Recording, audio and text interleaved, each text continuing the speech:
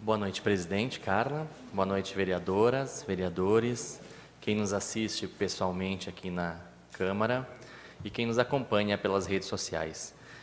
Eu tenho 2 assuntos que eu queria comentar na Palavra Livre de hoje. Tem como colocar as fotos para mim?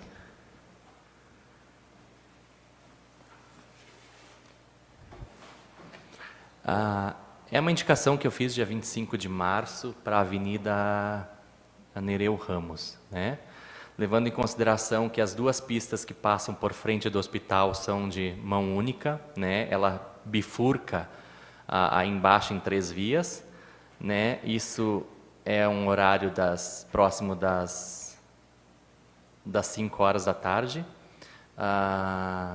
num dia normal de trânsito. A minha colocação em relação a isso são os postos de ônibus que tem na avenida, né?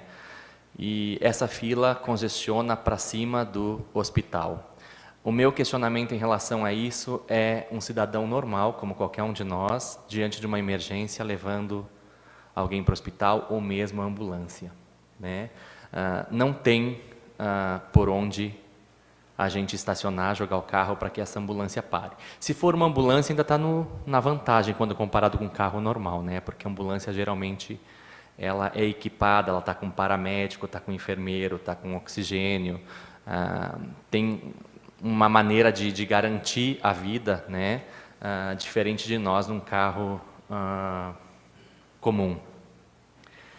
Eu entendo que essa indicação foi feita e logo em seguida a gente teve a infelicidade, né, que o responsável pelo DETRU, Sandro, infelizmente veio a óbito, né, cometido pela Covid, e agora nós temos uma nova direção do DETRU. Então pediria que, eu sei que é complicado, o trânsito na cidade ele é delicado, ele é trabalhoso na questão de pensar, mas que a gente tentasse chegar a uma conclusão de aliviar esse tráfego no sentido, pelo menos da pista direita, né, para favorecer a passagem de ambulância ou de um carro no horário de pico, pelo menos, né, de manhã e no final da tarde, para que o paciente possa chegar o mais rápido possível ao hospital e ser atendido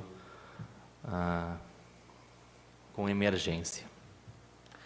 O segundo assunto que eu quero colocar é sobre um questionamento que muitos me fizeram em particular, e questionando por que São Bento do Sul não parte para o tratamento precoce para a Covid. Quando as pessoas falam em tratamento precoce, eles me questionam a cloroquina, a hidroxicloroquina, etc. e tal.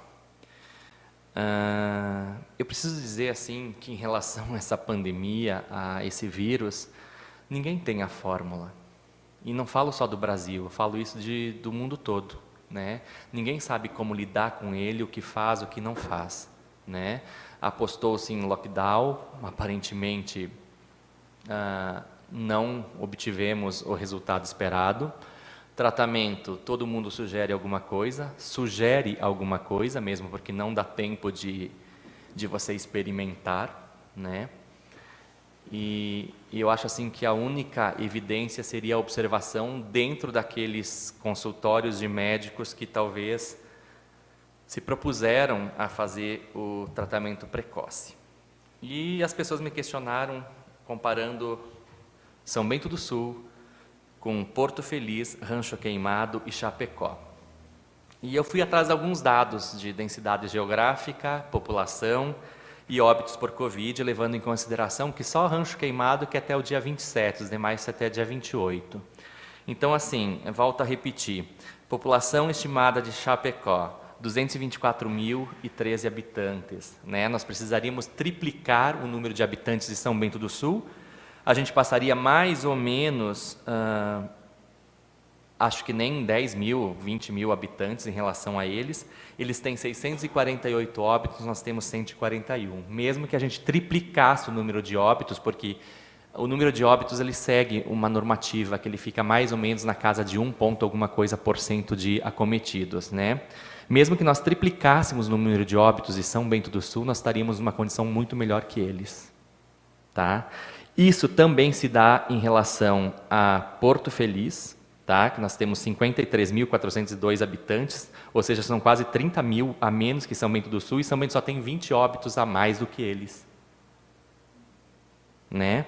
O único que leva vantagem seria Rancho Queimado, né? Com 2.887 habitantes, eles tiveram 2 óbitos. Mas Rancho Queimado, se vocês olharem, ele tem uma vantagem que é a densidade geográfica, né? Ele tem 286,46 km². Se nós dividíssemos essa população pelos quilômetros, vai dar 10 habitantes por km². Eu acho que seria muito fácil fazer um lockdown por si só. Né? É só você colocar, dizer para as pessoas assim, ó, fique em casa no final de semana, que está tudo resolvido. Então, particularmente, eu não vejo uma lógica nisso. Tá? Muito embora, volto a dizer para todos aqui, está muito bem gravado. Quando eu estive acometido de Covid, nem o médico do SUS, nem o meu médico particular me receitou o kit Covid. Tá? Mas, se tivesse receitado, eu teria tomado. E olha que eu sou muito bem resolvido com a questão assim, estar aqui, não estar, desencarnar, né? Como espírita eu trabalho muito isso em mim, não tenho medo de desencarnar. Mas eu confesso assim que você se questiona muita coisa quando você está, principalmente quando você tem um quadro que ele fica um pouco mais agressivo, como foi o meu caso, que você se olha assim e pensa, pô, mas eu só tenho 46 anos, eu queria viver um pouquinho mais, eu queria talvez viajar, fazer aquilo que eu não fiz, talvez estudar um pouco, né, mais do que eu estudei, talvez ver mais minha mãe do que eu não vi até hoje. Então, assim, me parece, olhando pelos números, e eu já escutei isso algumas vezes aqui, principalmente da colega Terezinha, que números são inquestionáveis, né? Eles falam por si só assim. Olhando os números, a matemática não bate, né? A matemática não bate. Então, assim, pelos números, dizer que, né? Volto a repetir, não sou especialista. Quem me dera tivesse eu o dom de saber como lidar com esse vírus, como botar ele no seu devido lugar, sem sombras de dúvida, como cristão eu faria isso, né? Levando em consideração que todo mundo fala assim, mas existe pessoas gananciosas, a máfia da farmácia, né, dos remédios, dos medicamentos, ela só pensa em dinheiro. Ela teria que comprar o mundo todo, né, e acho assim que o mundo todo não está à venda. Existe sim pessoas que se vendam, tá? E existe pessoas que não se vendem. Então, assim, via de regra, pelos números, não há uma lógica, né? Mas, como eu falei, né, em particular para as pessoas, eu vou levar isso em consideração, vou tentar buscar informações mais concretas, né, assim, que advenham de quem coordena, quem faz esse tipo de atendimento em São Bento do Sul, mesmo sabendo já da opinião deles, assim, para poder passar alguma coisa mais formal. Mas, pelo que está aí, pelo que deu para ver, infelizmente, nós não temos a fórmula mágica, tá? Isso são dados, podem pesquisar, está aí na internet, qualquer um tem acesso a eles. Seria isso, presidente, devolvo o resto do tempo. Obrigada, vereador. Próximo.